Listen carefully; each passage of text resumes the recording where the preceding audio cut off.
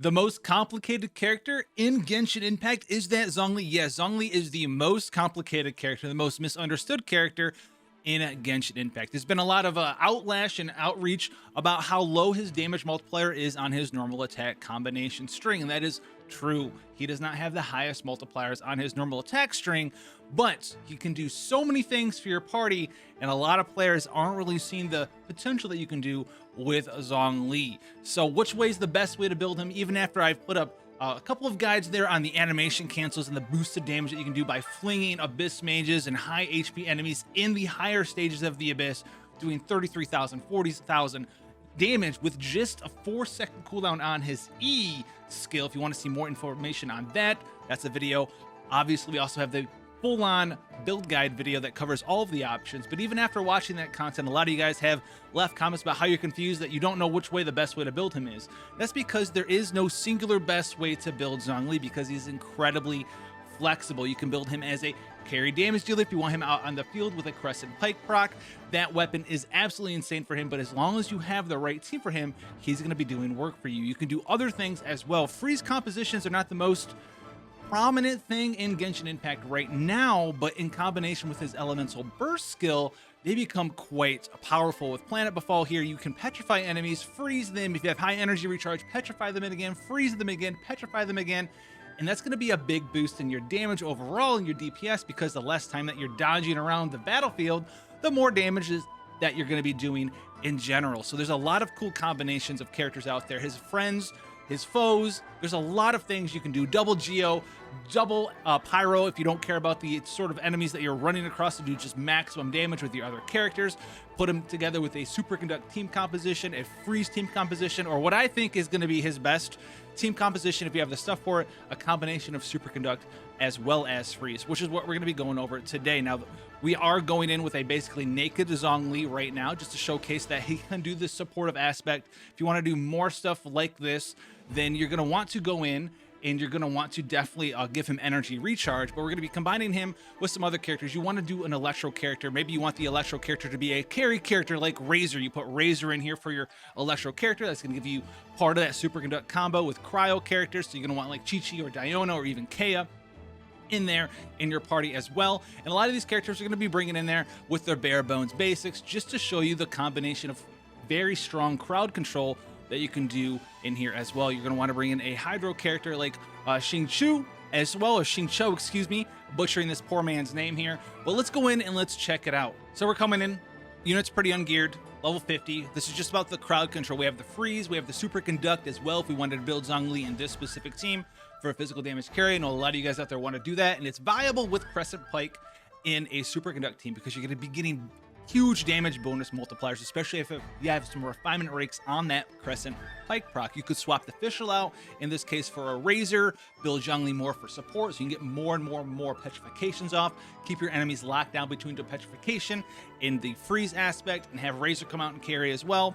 Or you can have the Fischl in here like we do for this situation, where we just want to have high supplemental damage here with our Zhongli. So Xingqiu is pretty good here, because any attack that we do is going to come in with water and just kind of take this guy out. Now we can come in here and smack this guy around.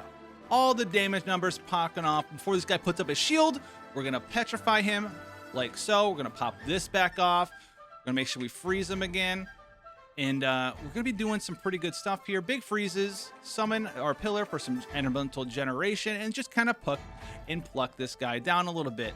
So we're going to get in here with some Freeze, get in here with some Superconduct to raise our damage. These guys are coming out, so we're going to want to make sure that we're coming in here. Freeze these dudes. Maybe go and take out the Thunder guy here. So let's pop this out, pop this out, pop this out. Make sure we're kind of having fun here with our team. Freeze again. And we're just having the ability to just come in here and CC chain a lot of our enemies. Now, we got frozen there ourselves, so it kind of broke our CC chain lock, but you can do a lot of crazy stuff with a team composition such as this. We have Superconduct up again. We can go in here and petrify this guy, throw him back down with the petrification, maybe throw the Freeze at this guy, summon Oz here, and just keep our CC chain coming out. Freeze again. Drop this. Make sure we just keep this up. Move this guy around. And then we're going to petrification. Again, there's so many cool things that you can do with this team composition. A little bit more freeze.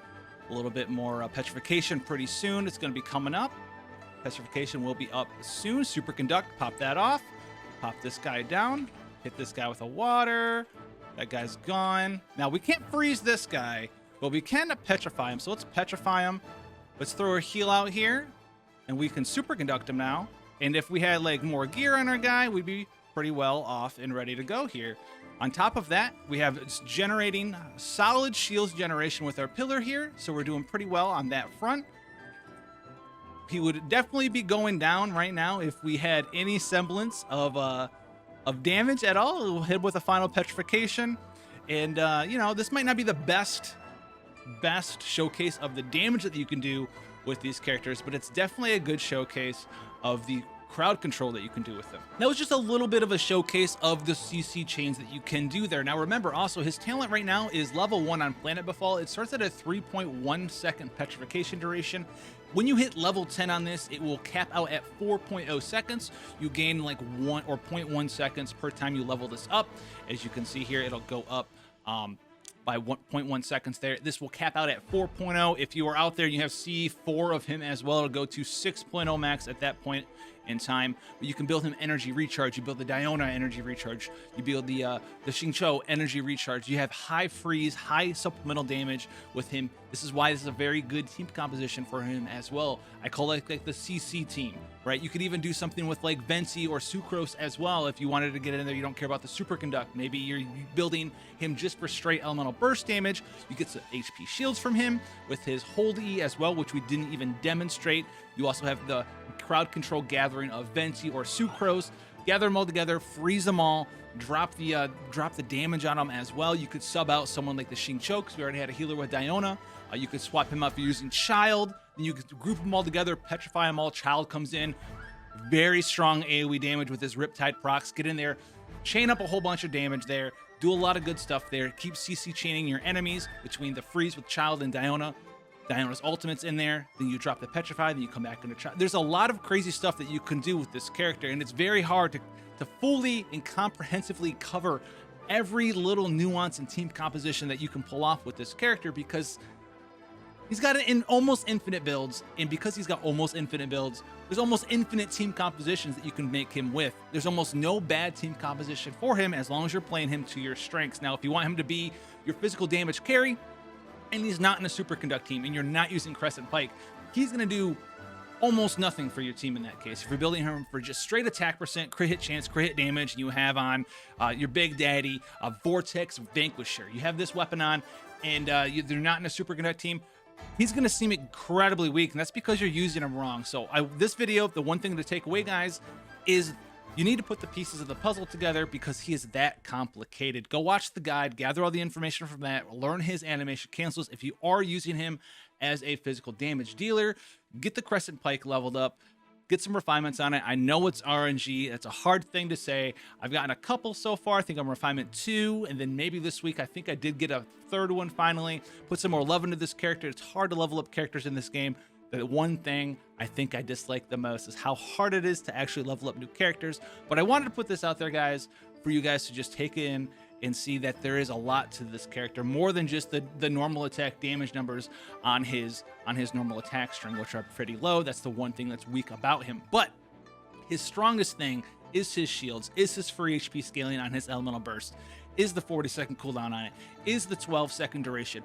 Their 12-second cooldown, excuse me, the 4-second duration of the CC. Combine the 4-second duration of that CC with additional free CC in the right team composition, and you are going to be high-stepping to a lot of cool things out there. So that's what you want to take away from this video. If you guys want to see more stuff for Genshin Impact content and coverage from build ideas, team compositions, news coverage, and more, come and check the channel out. Thank you guys so much. See your smiling faces down in the comment section below, and I'll see you guys in the next one. Take care, guys.